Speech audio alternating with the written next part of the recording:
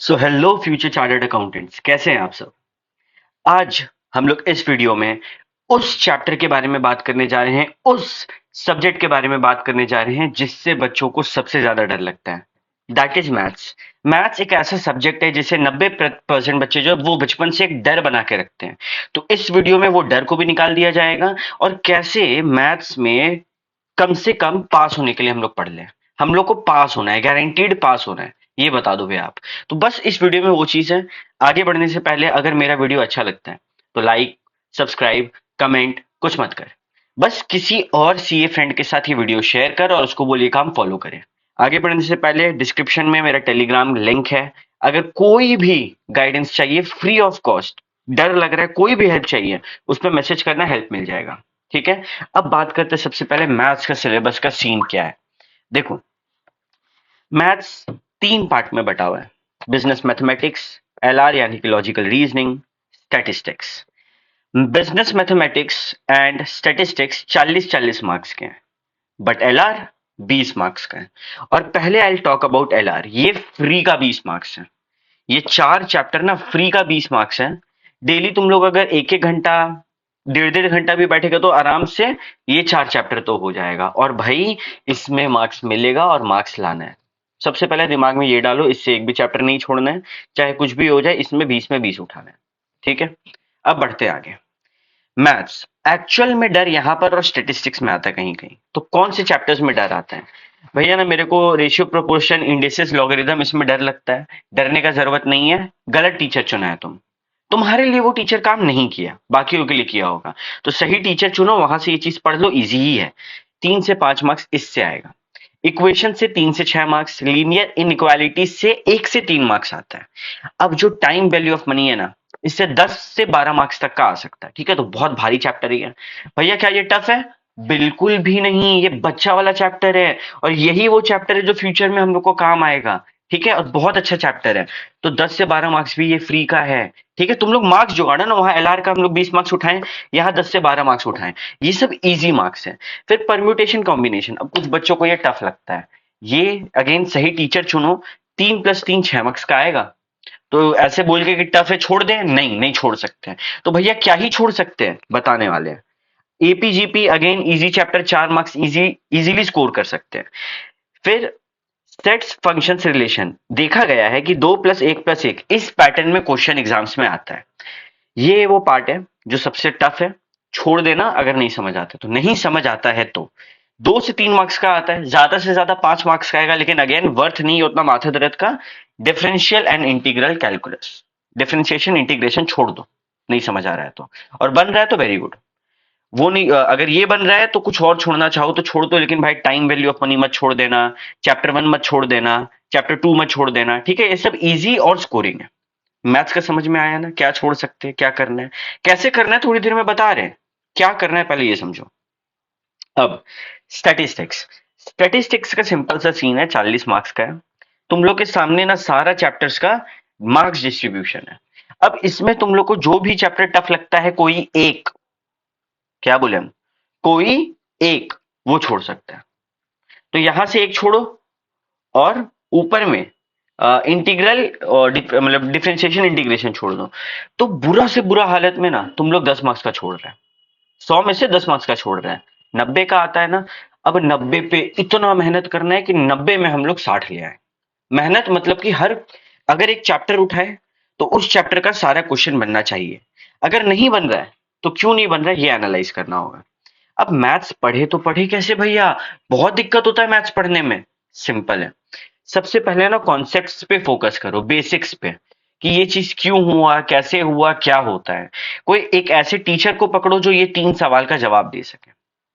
इसके अलावा जब तुम पढ़ रहा है, जब भी तेरे सामने कोई भी फॉर्मूला आता है, तो वो फॉर्मूला कैसे आया उसका डेरिवेशन तुमको पता होना चाहिए। याद होना चाहिए जरूरी नहीं है, बट जब उसका डेरिवेशन पता होगा तो वो फॉर्मूला तुम्हारे अंदर बस चुका है, तुम उसको फील कर सकता है। रटेगा फॉर्मूला तो खाली नहीं चलेगा, फॉर्मूला रटना तो है ही, बट समझ भी आना चाहिए। तो एक फॉर्मूला कॉपी बनाना जिसमें से हम लोग डेली फॉर्मूला को रिवाइज कर सकें। पहले इजी क्वेश्चंस को बनाना है और फिर टफ कब? पहले रिवीजन में। और दूसरे तीसरे रिवीजन में तुम लोग को फर्स्ट रिवीजन में सारा क्वेश्चन बनाना है, दूसरा और तीसरा रिवीजन में इंपॉर्टेंट क्वेश्चन मार्क कर लेना और सिर्फ उसको सॉल्व करना है। ठीक है। तुम लोग को देखना है हर चैप्टर में ना कुछ पर्टिकुलर टाइप्स ऑफ क्वेश्चन होता है, कॉन्सेप्ट्स होता है जिसके ऊपर क्वेश्चन होता है। तो तुम लोग का दिमाग में ना वो एक डायग्राम होना चाहिए कि अच्छा ये मानो परम्यूटेशन है, इसमें ये चार पांच कॉन्सेप्ट है, जिसके टाइप का ये क्वेश्चन है। जब ऐसा होगा ना तो तुम लोग एग्जाम में पकड़ पाएगा कि ओके ये उस कॉन्सेप्ट से पूछा गया है। मैथ्स में बच्चा फेल क्यों होता है? वो बैठा है क्वेश्चन के सामने, उसको समझ ही नहीं आ रहा है क्या करे। तो तुमको उस कॉन्सेप्ट का नाम पता होना जरूरी है, ठीक है, उस कॉन्सेप्ट का मतलब पता होना जरूरी है, तभी तुम उसको सॉल्व कर पाएगा। मेरा बात को गौर से समझो, मैथ्स का अप्रोच बदलो। मैथ्स भी उसमें भी कुछ हिस्सा रटना है कि ये कुछ अच्छा परम्यूटेशन क्या होता है, तो परम्यूटेशन में ऐसा ऐसा चीज किया जाता है, कॉम्बिनेशन क्या होता है, कॉम्बिनेशन में ऐसा ऐसा चीज किया जाता है। ये सब बात दिमाग में याद होना जरूरी है, ठीक है। अगर मैथ्स वीक है, डेली प्रैक्टिस करना है, रफ में ही सही प्रैक्टिस करना है, लिख कर प्रैक्टिस करना है डेली, तभी मैथ बेहतर होगा। जो भी सब्जेक्ट वीक है डेली 2 घंटा अलग से उसको देना ही है, मेरा वो वीडियो में भी बोला गया है, ठीक है।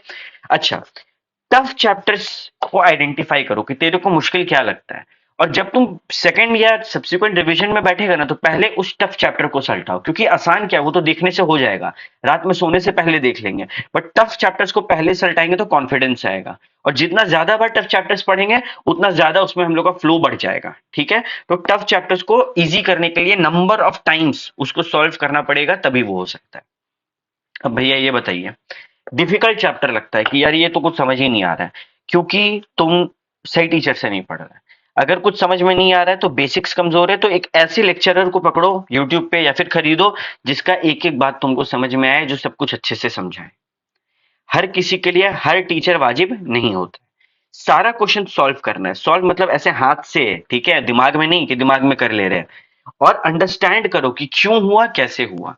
अगर ये दो चीज का जवाब नहीं है और तुम क्वेश्चन सॉल्व कर दिया, तुम खुद को बना रहे बेवकूफ, एग्जाम में तुमको फिर समझ में आएगा, ठीक है।